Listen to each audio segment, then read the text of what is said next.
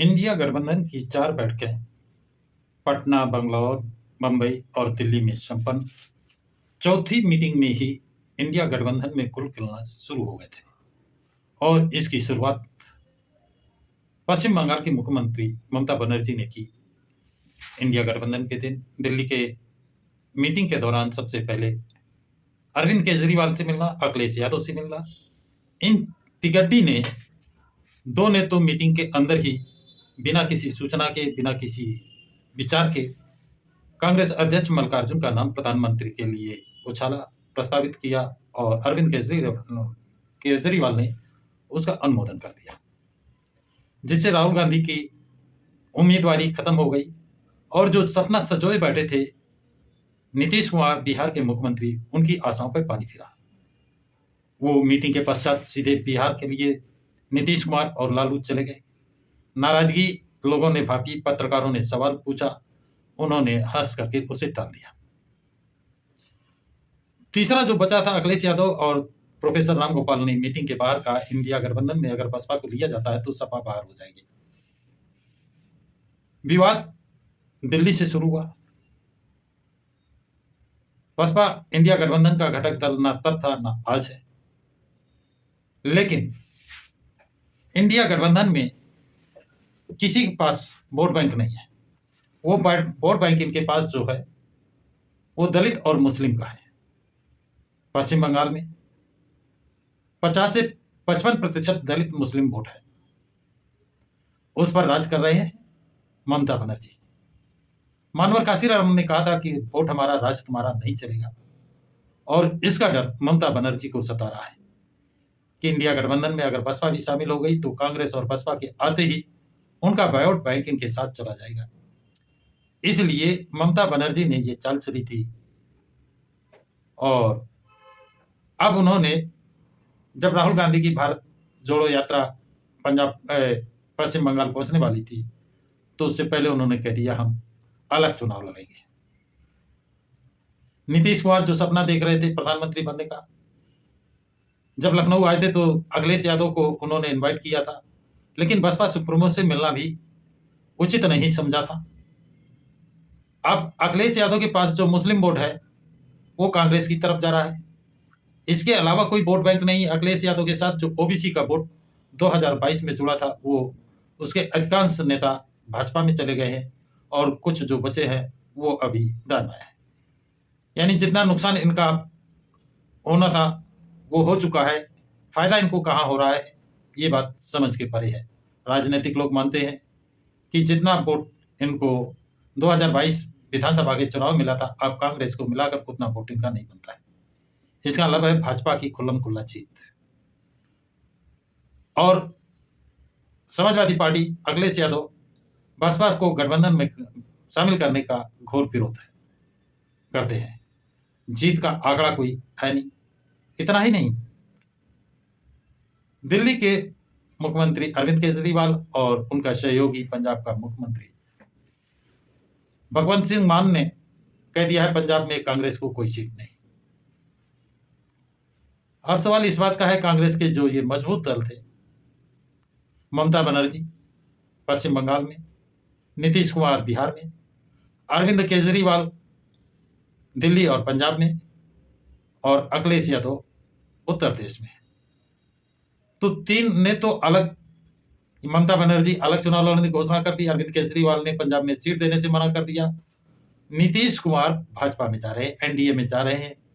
ऐसी दिन भर आज चर्चाएं चली हैं कि अब वो रिजाइन करते हैं, अब करते हैं। कुछ पेपरों में तो यहाँ तक, कुछ मीडिया ने यहाँ तक कि कल 11:15 बजे शपथ ग्रहण का टाइम भी दे दिया। अब पेच फंसा है कि क्या वो वहाँ रिजाइन करते हैं, भाजपा में जाते हैं, वो दोबारा मुख्यमंत्री बन पा रहे हैं कि नहीं बन पा रहे हैं। तेजस्वी यादव और लालू यादव भी इस पर निगाह बैठाए हैं। वो चाहते हैं कि अगर इस गठबंधन को छोड़ करके नीतीश जाते हैं तो उनको मुख्यमंत्री न बनने दिया जाए। इसके लिए वो जीतन मांझी, चिराग पासवान सभी से संपर्क में है। तो अभी मामला उनका अटका हुआ, तो नीतीश भी अलग हो गए। अखिलेश यादव ने कह रहे हैं हम सीट देंगे, और उन्होंने आज कहा है एक ट्वीट करके, कांग्रेस को हम 11 सीटें दे सकते हैं। और 11 सीटें वो कौन सी हैं, मैं उनको भी, उन्होंने ट्वीट में क्या लिखा है 11 सीटों के विषय में, वो पढ़कर सुना देता हूं। कांग्रेस के साथ 11 मजबूत सीटों से हमारे सौहार्दपूर्ण गठबंधन की अच्छी शुरुआत हो रही है। 11 सीटें देकर अच्छी सौहार्दपूर्ण शुरुआत हो रही है। किसकी? गठबंधन की। ये सिलसिला जीत के समीकरण के साथ और भी आगे बढ़ेगा। इंडिया की टीम और पीडीए की रणनीति इतिहास बदल देगी। ये ट्वीट अखिलेश यादव ने किया है।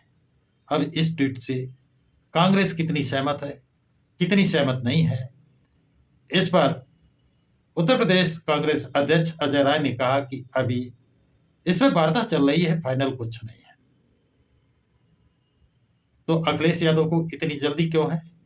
ये भी कहीं अलग सेपरेट चुनाव लड़ने की घोषणा तो करने वाले नहीं है।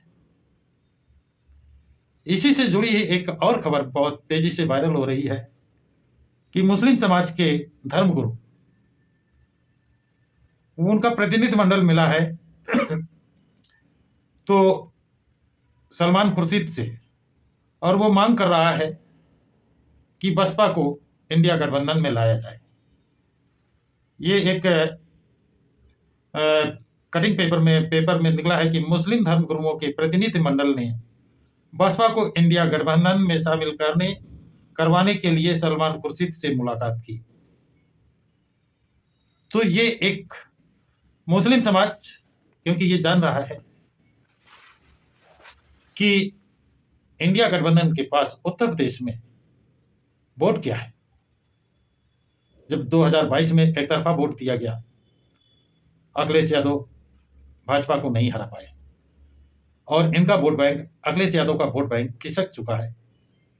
कई लोग इनके पार्टी के, जो पार्टी से मिलकर चुनाव लड़े थे, उनकी पार्टियां भाजपा में जा चुकी हैं, तो इनका वोट घटा है, भाजपा का वोट बढ़ा है।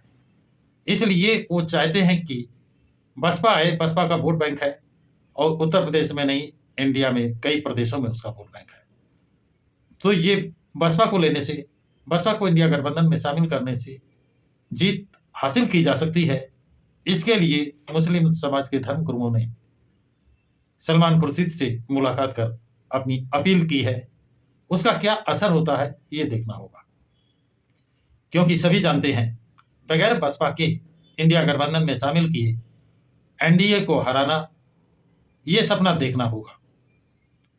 बगैर बसपा का उत्तर प्रदेश में और इतना जनाधार है, और जनाधार नहीं है बसपा सुप्रीमो को इंडिया गठबंधन में आने पर, बसपा सुप्रीमो को पीएम का चेहरा घोषित करने पर भारतीय जनता पार्टी का, एनडीए का 10% वोट जो एससी और ओबीसी का है, वो वापस इंडिया गठबंधन में आ जाएगा।